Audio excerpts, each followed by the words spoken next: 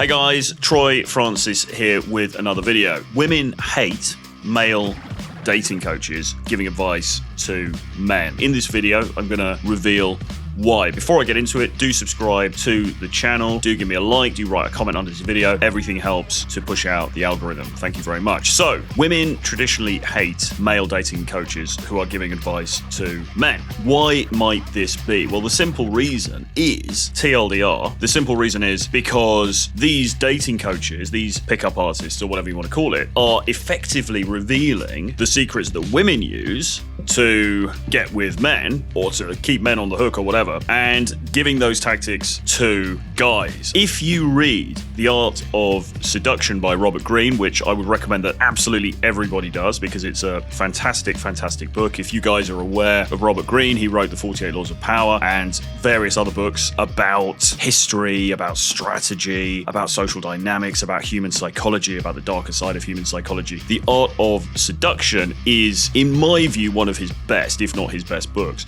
It does refer to seduction in the romantic or sexual sense, but also, and he goes to great pains to talk about this in the book itself, it means seduction in a more general sense. He talks about politicians seducing the nation. He talks about JFK and how charismatic JFK was and how he was able to win over a nation with his charm on screen and so on. So Robert Greene says in The Art of Seduction that the art of seduction is essentially feminine. It was always a feminine art, and the reason why it was a feminine art is because women who can't or who never were able to rely on physical strength or combat in order to get the things that they wanted had to rely on softer social skills. Okay, they had to rely on the art of persuading others of the things that they wanted. And so that's why seduction, in any sense, but certainly in the romantic sense, was always this feminine kind of thing. And Greene says that really it only switched over to becoming something employed by men in the romantic or dating sense around the time of chivalry. So when knights were going into battles to vie for the attentions of the princess, that kind of time, that was when seduction became something that men would employ.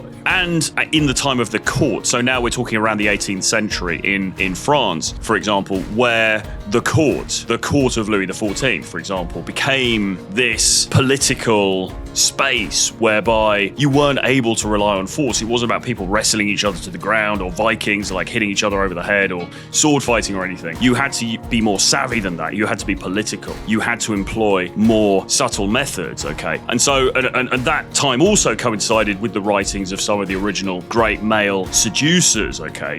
You've got the likes of Casanova is probably the most famous of these people, a man who is synonymous with the art of seduction, okay? And was able to beguile countless women, okay, with his skills and through other means. But the point is that seduction, or this idea of romantically enticing another person, it was always this female thing. It was always this feminine thing. And then when you fast forward to the early part of this century, when the male dating coaches or pickup artists, as they were known at the time, slightly cheesy phrase really now, but those guys, a lot of the stuff that was taught by those guys was simply stuff that women had been doing to guys for a very, very long time and continue to do, by the way. So a classic thing is not being too keen, okay? I mean, one of the key tenets of seduction, as you know, that we would teach to a male client would be, don't be too needy, don't be too keen, don't be up in her DMs the whole time.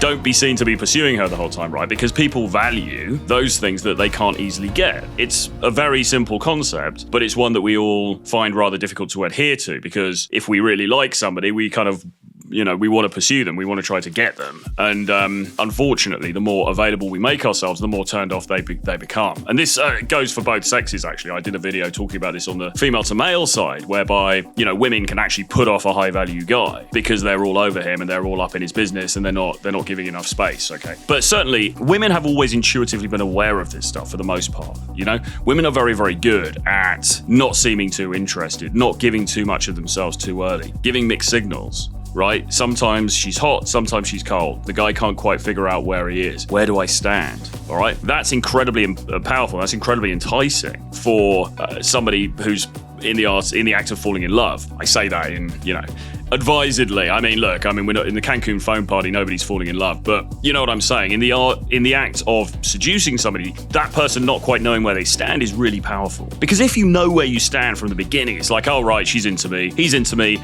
okay, great, job done. Then there's no chase there, there's no excitement, there's no feeling of anticipation, there's no feeling of overcoming the obstacles and winning the end of the day, which is all part of what makes this stuff so exciting. And women have always intuitively known this. Women have always been able to basically wrap men around their little finger. And guys never really, for the most part, understood this stuff or were taught this stuff, or haven't been and continue not to have been. Because while the male dating coach space is pretty big, it's not all encompassing, right? It's not like it's super mainstream or anything. So for the most part, guys think, well, okay, I like that woman, so I'm going to ask her out, I'm going to tell her how beautiful she is, I'm going to send her hundreds of messages, and I'm going to send her flowers every day and all that. And that may possibly have worked sometime in the midst of time, years, centuries ago, but it certainly doesn't really now, because when you seem too available, people just lose interest. And as I say, this is something that women have known for a very long time and have employed for a very long time. You know, keep him guessing. Don't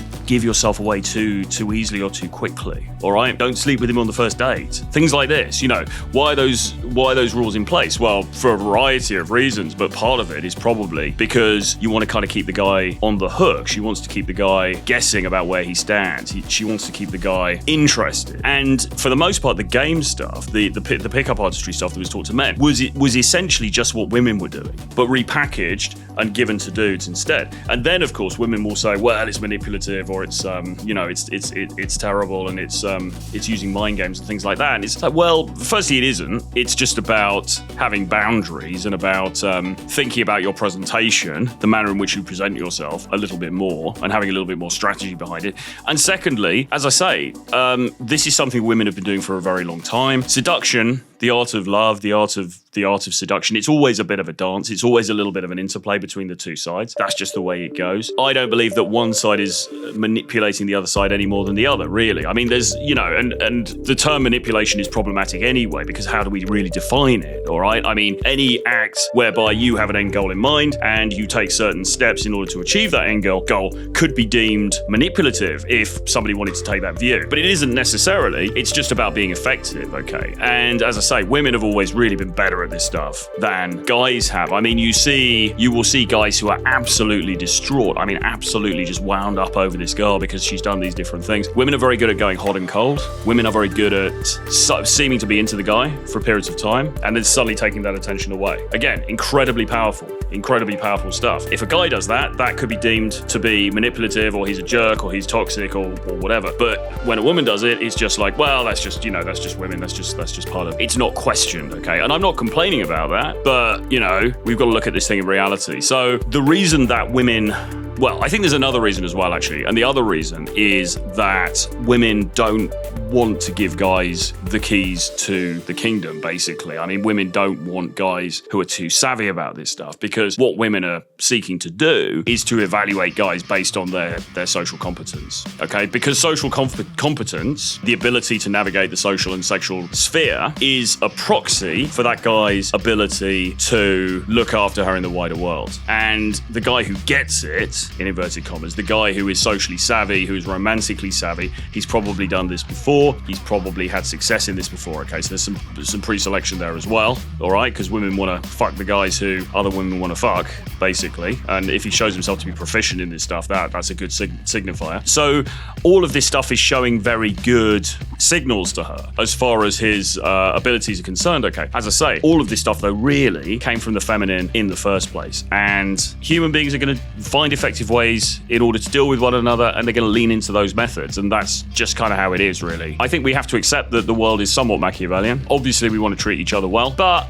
at the end of the day, that's just how it is. Human nature is a bitch. Hope you guys enjoyed the video. Do subscribe to the channel, put any comments below, and I'll see you guys again very soon. Bye-bye.